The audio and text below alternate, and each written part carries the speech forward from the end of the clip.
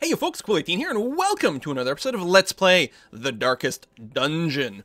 In the last episode, we got our party set up, and we are ready to go into the first dungeon. You'll notice that my first two characters have one level of resolve. They're both considered to be apprentices, whereas our two newest characters are only seekers. They're level 1. Oh, they should be renamed as well. Hold on. Let me take care of that right away. You, instead of being Percy, are going to be... Oh, how very appropriate. You are going to be... Plague Lord. Actually, I'm gonna match. This is another follower. Oh, I'm missing the A. It is misspelled, but intentionally so. Plague Lord over here, the Plague Doctor. Can't get any more appropriate than that. And Fontame, we're gonna rename you as well. You are going to be Gorash. Gorash, the Vestal. So, yes, you need respite. No, you're actually not that stressed, buddy. You guys made it through that first encounter with very little. Can I not mouse over the stress level? There it is. Only sitting at 10 of 100. Same thing here, 10 of 100, which is not much. All right, so we're going to go ahead and embark and go and take on an actual dungeon. So the only thing that's unlocked right at the start are the runes. It is a level 0 dungeon, which is good. No one's going to get any additional stress from there. It's a skirmish, which means our goal is to kill all the monsters. Take care of all the monster encounters. You don't literally have to go through every single room as long as we've cleared every room that's got a boss. Oh, it is level 1. Oh, that's the path to the boss. So it is a level 1 encounter. These guys might get a little extra stress as they just wander around because it's really scary. There's no camping. It's relatively short. We're not going to bring any campfire. We're automatically going to get a Reckless Charm, 2 crests, and 2 busts. These are resources that you use to upgrade your town. This is an item that we can equip on a character, and we'll get 3,000 gold as well. We do have to decide our party order. We can drag or I can click. I think the right thing to do here is going to be to get Hadros and Krakenbrow to be in the front. I'm thinking that Plague Lord is actually going to be right in the back, and Gorish is going to be over here. If I recall correctly, Plague Lord's abilities... Okay, if he wants to use Incision, he actually can't be in the back for that. Noxious Blast is really, really solid. Either way, we can only hit the first 2 with those. Let me double check Gorash over here, where her abilities might be most useful. In the back, not the back. We want to use Illumination. I'm quite keen on using Illumination. But I think that's it. I think we will actually... Oh, she'll use a lot of Dazzling Light. I think in practice it doesn't really matter who's going to be... what order we're going to have between Gorash and Plague Lord over here. So it'll be all right. So we're going to go to Provision over here. I think we'll get one pop-up. Measured now in gold. So, Later, it says bring at least 8 food and 4 torches. 8 food is probably fine. Every now and again, you will be required to eat. And when you're required to eat, you'll have to use up, like, normally 4 food. Because 1 for each person in the party. They'll heal a little bit, but more importantly, if you don't have the food, you'll take a bunch of damage. Now, the torches, I'm actually going to go ahead with like 8 torches. I'm going to try to keep the illumination level very, very high. And then you might want to bring some extra stuff, some bandages to not bleed to death. Note that I don't have any of the inventory from the last run. At the end of the last run, we'd actually ended up with a bandage, but you lose all that. Anything you don't use is gone, so you don't want to overkill it too much. I'm going to go ahead and I'll go ahead and use 1 bandage, maybe 1 anti-venom, and I'll bring 1 shovel so that we can dig something up. Skeleton key can be handy for different things. Holy water can be good for different things. We'll go with this sort of setup. I try not to spend too much, but at the same time, I want safety. And that's it. This entire game, both this embarkation provisioning step, but also when you're actually going around the dungeon, is a big resource management thing. What kind of risks can you take to really get the biggest reward? But, you know, you want to be safe. A little bit of a tip, and there we are in the dungeon. and what better place to begin than the seat of our noble line? So this is going to be a little bit similar to the little tutorial encounter in the woods, but you can see first of all, the area we're going to be wandering in is quite a bit larger, and we actually have a little bit of choice in terms of paths. I suppose the best way to avoid any backtracking will be for us to simply do this sort of snaky pattern this way if we want to clear 100% of everything. You'll notice there is light right now. It starts at 100, but it will go down over time, at which point we'll use our torches to increase the lighting level. Right now, we're totally okay. The order is fine. When not in combat, you can rearrange your order in any way you want. Like, literally, there's no limit on the distance here because it doesn't really cost you anything. So I will say we're going to start going to the west over there. So by doing that, it'll put us on the path, and then I'm just going to start moving forward. Okay. Well, some of these dudes will look a little bit familiar to the road encounter. We've again got brigands. These are all humans. And This will change. Every time you go into these dungeons, you're going to face different types of monsters with different stats. This one's going to be a little samey to the last video, but pretty close. It might be a good time for us to use the Grape Shot Blast. Again, because this first dude is double spots, we're not going to hit 3 people. It might be worth doing. It might be worth. Again, I don't think this guy will take double damage from the Grape Shot Blast, though. Probably it makes sense, especially since it's got a big pile of hit points. Let's go ahead and start off with a big bleed on this fellow. The other thing I don't tend to do is use the buff abilities like Take Aim, and I should probably look into doing that more. So you can see this guy was able to reach Gorash over here. So everyone, just like your own characters... Ooh, there we go. A blunderbuss type shot, and luckily it missed. It missed everyone. So the positioning, the people in the front tend to get hit more because most abilities have a relatively short range. But some people, especially ones with guns and crossbows, can sort of pick and choose who they want. I don't know if the AI targets anyone specifically. I think they sort of randomly pick from their available targets. So I don't think they intentionally decide to be mean. Every now and again, you get a bunch of hits on the same person, and sometimes it gets spread out. Anyway, Hadros here, we could use the Bulwark of Faith. You can see our lighting's already started to drop down a bit, but it's not too bad. We could use a Stunning Blow on this front guy. He does have the 50% resistance, but it might still be worth kind of rolling the dice for that to try to minimize the amount of damage we take. Or we could just go and hit him for bonus damage. 6 of 1 half doesn't do the other. I suppose because he does have the 50% stun resistance, I'll just go and try to attack him. Also, he's got no dodge, so we should actually be able to beat him down pretty hard and fast. The Noxious Blast over here, what I think I'm going to do is hit this fellow. So we'll do a third less damage, not that we have huge damage, and blight him for 2 more points. He's currently sitting at 20, so we'll get 2 bleeds on him at that point. But when he takes his turn, he'll start taking 4 damage right away. I mean, actually, we don't have much in terms of options. We could drop an Emboldening Vapors on one of our allies, though. That is plan B. Now, everyone's already gone. They're going to go... You know what? I like the idea of trying to get another damage over time effect. We only did 2 points of damage to him, which is too bad. But he does have the Blight. Oh, and she's going to get to go. Tell you what, let's go ahead and try to use the Dazzling Light on this guy. There's a chance he'll resist the stun. But if he doesn't, it's good. Plus, it'll pop our light back up to 99. Like that. And the stun did go through, which is perfect. He takes 4 damage. Clears his stun. But he didn't actually get to go that round. Oh, he actually gets to hit all 4 people. Most of them dodge. Again, they keep rolling low. Now... Gorash is taking some damage. I could maybe heal myself. Some of the vessels have an attack where when they land it, she doesn't have it. It actually self-heals, which is cool. Also, note how cool the Hand of Light is. It does damage, and it gives a debuff to the target. The target gets a debuff that makes them do 25% less damage and 10% less accuracy, and this person will get a self-buff where they do bonus damage against unholy creatures from that point forward. So the Vestals can actually do, like, really good paladin-y kind of damage. I think what we'll do is drop another stun on the Bloodletter. Or it could self-heal. How low is he? Now, I'm going to go ahead and do that, because if nothing else, it'll get close to the possibility that he might die. He didn't get stunned this time.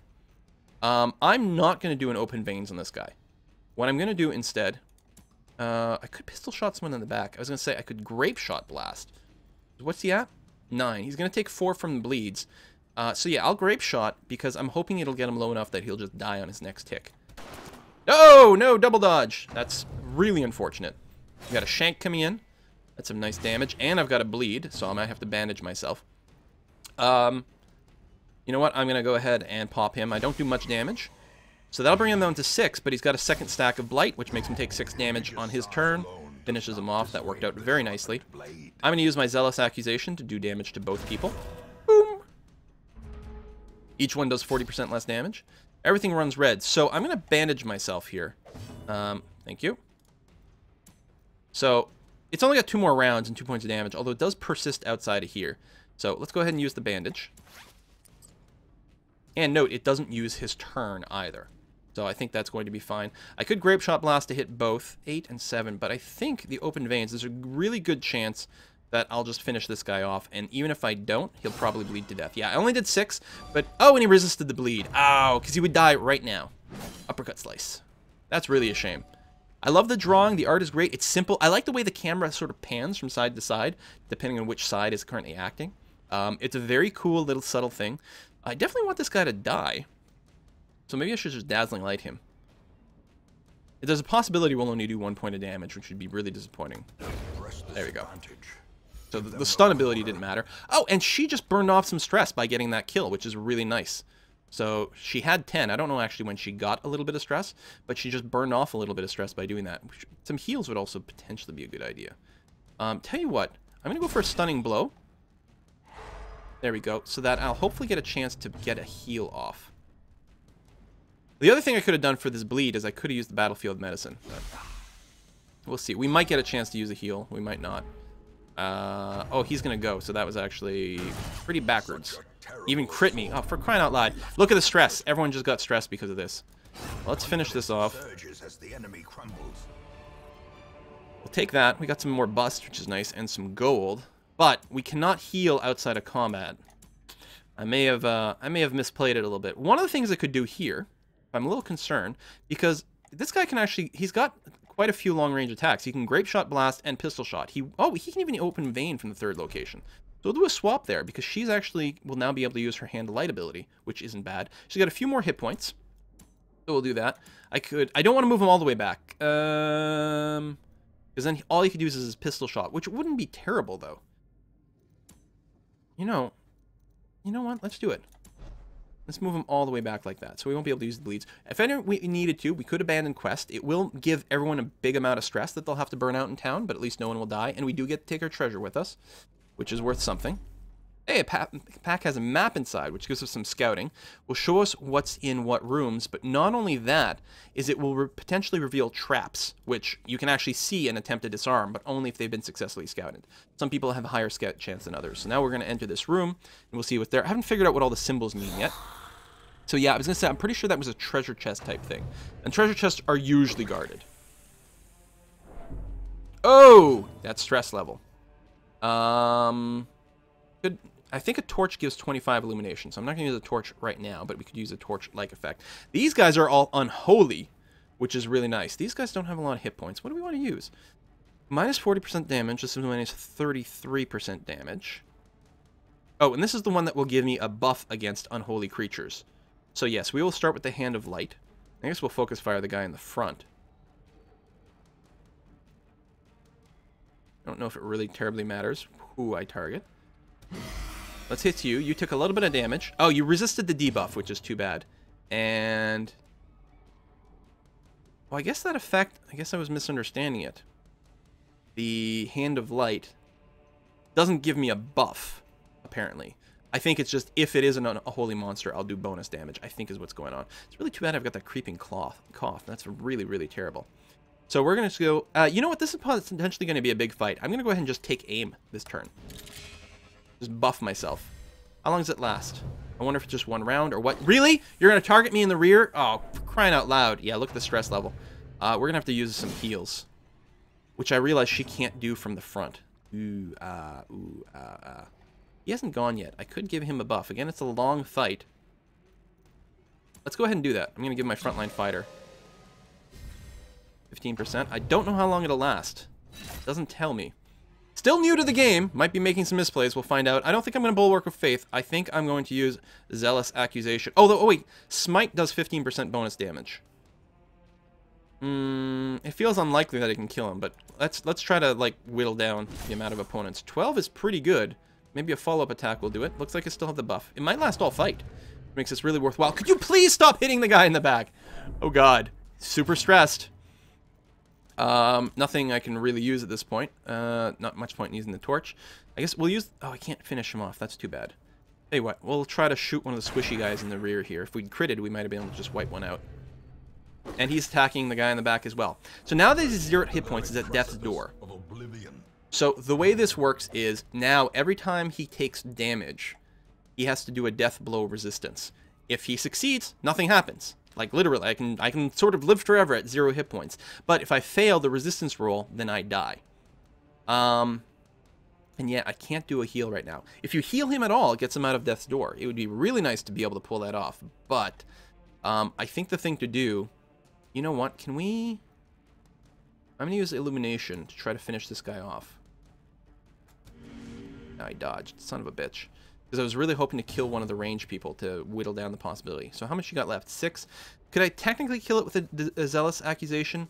Yeah, it's minus 40% damage. I do have a bonus here. I might... This is a risk.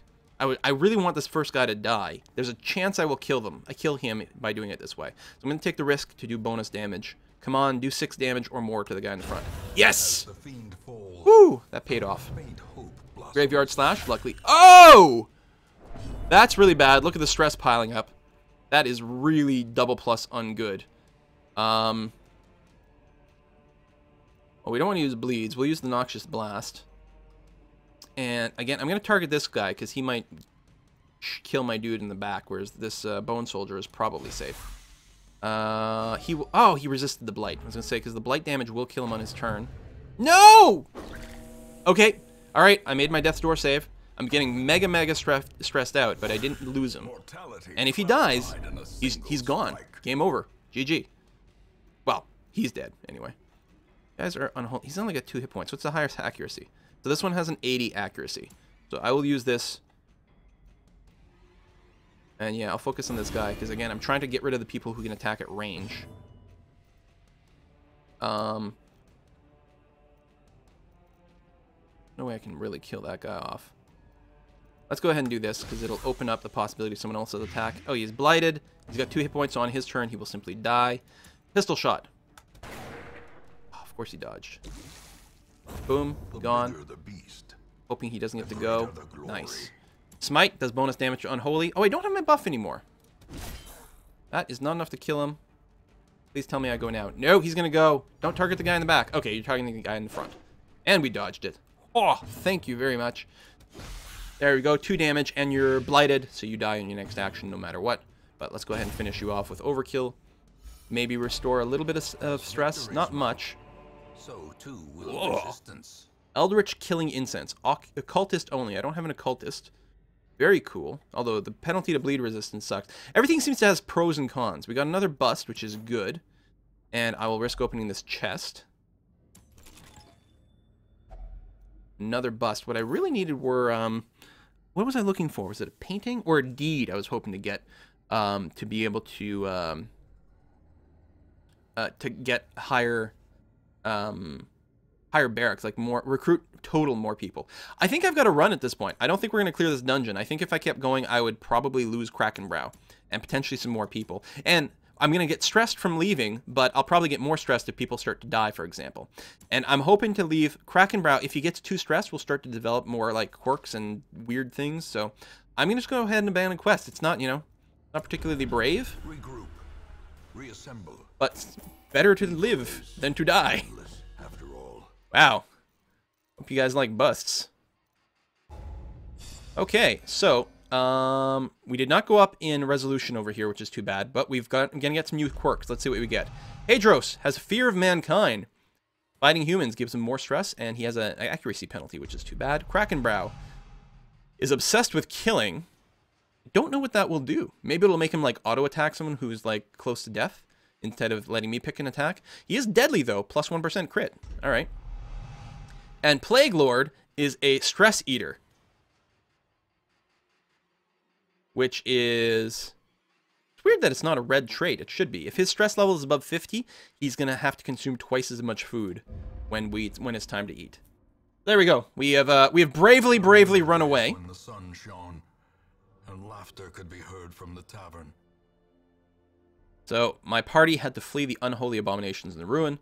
But we have unlocked the tavern and the abbey, which will be used to restore some traits. Before I go right into them, I'm actually going to go ahead and recruit new people. I should be able to recruit all 4, which I will happily do. We got a new Crusader and 2 new Vestals. It's actually a nice little composition. And the Highwayman. A zealous warrior. So what do you got? You're off guard. So in the first round, you have less speed and less dodge. And you got a Torn Rotator Cuff, so you do less damage. So camping... Ooh, plus 3% crit is very nice, though. Can't complain too much about that. We're going to have to rename you guys in the next video. We've got, Horsey over here. Slayer of Mankind. Bonus accuracy and crit against humans. Nice. And you're evasive for dodge. Nervous. Yeah, I can live with that. Those are good traits. Holy cow. So Divine Comfort. She's got the big AoE party heal. And the direct heal. And Judgment, we haven't seen that in the other Vestal. This is the cool one. She can use that to attack from the rear ranks, and it self-heals every time she uses it. It's great ability. And a Mace Bash if ever she gets in the front, which can happen if someone causes to reshuffle, which can happen if we get surprised in combat, or certain abilities will cause reshuffling. Not to mention if some of my people like break and go crazy, things can get moved around. So she still has a frontline attack, but she's a great rear line fighter. That's going to be one of my favorite characters right there. We've got Dudley, who's got the Illumination, the Direct Heal, the Dazzling Light, and the Judgment. Again, good set of abilities. Also, they have different camping skills, which will come into play in some of the longer dungeons. And then we have Malili, which we'll rename these people. But he's got the Duelist Advance ability. That combined with the... Oh, he doesn't have point blank shot. Is interesting. The Duelist Advance, you can't use it in the front lines, but every time you use it, it moves you forward by 1. It's a pretty good attack. Well, it is... negative 20% damage, actually. But the 2% crit is pretty strong. When you crit, it tends to really excite people a lot, and that's good. And it gives you the ability to reposition your party without spending your whole turn doing a movement, for example. I really like to combine the Duelist Advance with the point-blank shot, because you can sort of move forward, point-blank shot, and go back, although it is a 50%... I think that's plus 50%, yeah. So the point-blank shot does bonus damage. So you use Duelist Advance to get to the front, point-blank shot to do bonus damage. You fall back at that point, and you're not too exposed forever. But can't complain about too many things. Wicked Slice is just more critty, which is good. But you've got Satanophobia, 20% more damage from, or stress damage from unholy creatures. And you've got the Creeping Cough, which is just terrible. Amateur Weaponsmith, 20% upgrade, weapon upgrade cost. I assume that's 20% discount. I hope. I mean, it's on the good trait side. So we have unlocked the Abbey, which is one place where we can relieve stress. Have been dusted, the pews set straight. And then we've got the Tavern. Now, we know, for example, that Plague Lord over here has a love interest. He will only visit the brothel for stress relief. So if I try to put him anywhere, everything is crossed out. So obviously, we're going to have to send Plague Lord to the brothel. We can upgrade the Tavern, if we want, to increase the amount of stress recovered from different activities. We may want to do that. You'll also notice it costs 1,500 gold to send Plague Lord to the brothel. Some of these are discounts. I think the first level increases the stress recovery, and then maybe the second level might cheapen it. Depends on the thing. Maybe it's just at the Abbey that it discounts that. I'm considering saving up my resources to upgrade other things rather than doing this. I'll get started. I'll just send Plague Lord as is. Brackenbrow, who's almost fully flipped out. So he can't gamble, but other than that, he can do whatever he wants. And Hadros is God-fearing, so he can only pray, so he can't do anything here. So let's go ahead to the Abbey. Send Hadros to the Transept to pray to a higher power. Let's see what we can do here. Increase stress recovery. I'll save the resources for now. We'll figure out what we want to do with this stuff a little bit later. So we'll send him there. Gorash can go anywhere. So, oh right, and Krakenbrow can also, oh, he can't gamble, but other than that, he's fine. No, we'll send Krakenbrow to the Penance Hall. Flagellation brings absolution. And what I'll do is I'll go ahead and upgrade the hall. Oh, and you can, on the level 2, make it a little bit cheaper. A lot of resources, but gold is a little bit tight because we didn't actually succeed in our mission. So I'm actually going to go ahead and do that. There we go. Brings it down to 1,300. Claiming communion with the divine. He'll go whip himself into stress relief. And then I have to decide, Gorash over here, do I want to spend all my money reducing her stress? But then I wouldn't have any money for provisioning my next expedition. So I think Gorash is probably just going to sit as is.